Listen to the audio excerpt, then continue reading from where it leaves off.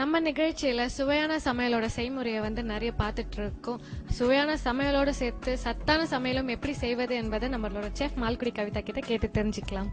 Hello ma'am. Hi கலை, எப்படி இருக்கீங்க? இப்ப பாத்தீங்கன்னா முக்காவாசி பெண்மணிகளுக்கு ஏற்படுறது ரத்த சோகை. அது குறைக்கணும்னா என்ன வகையான உணவுகள் நம்ம எடுக்கலாம்?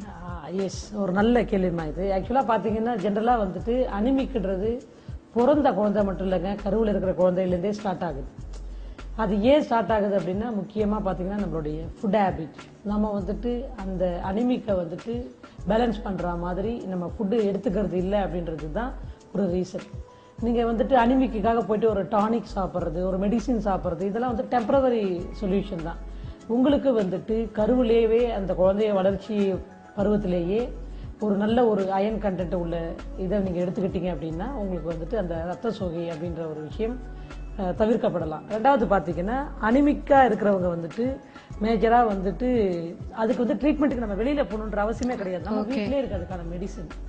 வீட்ல என்ன மாதிரியான மெடிசன் நம்ம ரெடி பண்ணலாம்? அதுக்கு பாத்தீங்கன்னா ஆக்சுவலா நம்ம வீட்ல எல்லார் வீட்லயுமே வெல்லம் அப்படின்னு ஒரு பொருள் இருக்கும்.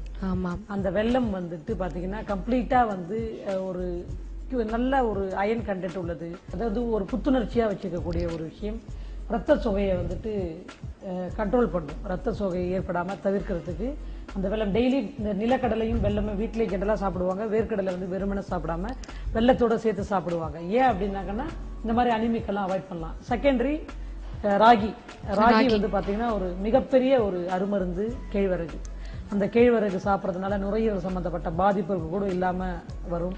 அப்புறம் பாத்தீங்க அப்படின்னாங்கன்னா நல்ல ஒரு எனர்ஜியா இருக்கணும் அப்படின்னா கேழ்வரகு ராகியில நீங்க ஒரு இடியாப்பம் பண்ணி சாப்பிடலாம். ராகியில ஒரு முருங்கைக்கீரையும் அதே மாதிரி அயன் கண்டென்ட் உள்ளதுதான். முருங்கைக்கீரையும் ராகியும் கலந்து ஒரு அடை மாதிரி சாப்பிடலாம்.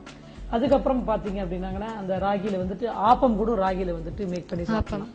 ஏதாவது ஒரு விதத்துல ராகி வெறுமனே நம்ம கூழ் மாதிரி கரைச்சி சாப்பிடலாம். இல்ல ஒரு சங்கட்டி மாதிரி ரெடி பண்ணி கூட சாப்பிடலாம். அந்த ராகி, இந்த வெல்லம் இதெல்லாம் ரெகுலரா நம்ம கொஞ்சம் கொஞ்சம் எடுத்துக்கிட்டோம் அப்படின்னா கண்டிப்பா டாக்டர்கிட்ட போயிட்டு ஒரு அனிமிக்காக போய் டாக்டரை மீட் பண்ண வேண்டாம் அப்படின்றது ஒரு மறுக்க முடியாத ஒரு விஷயம். ரொம்ப நன்றி மேம்.